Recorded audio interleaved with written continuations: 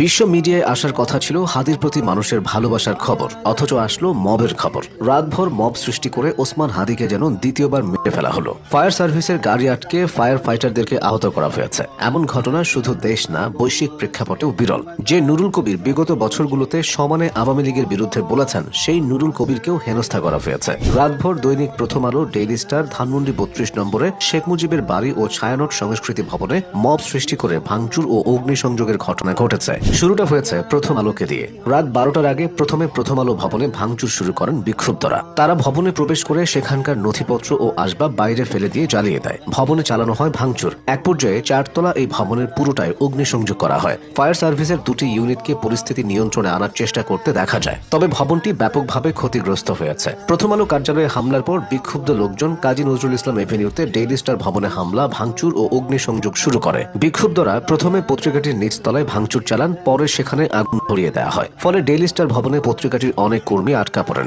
ভাঙচুর করতে ভবনে প্রবেশ করা কয়েকজন লোকও সেখানে আটকা পড়েন। রাত 2:30টার দিকে ভবনে থাকা লোকজনকে নিচে নামানো হয়। তখনও বিক্ষুব্ধ লোকজন সড়কে অবস্থান নিয়েছিলেন। প্রথম আলো ও ডেইলি স্টার পত্রিকা অফিসে হামলার খবর শুনে সেখানে গিয়ে হামলাকারীদের হেনস্থার শিকার হয়েছেন সম্পাদক পরিষদের সভাপতি এবং নিউ এজ পত্রিকার সম্পাদক নুরুল কবির।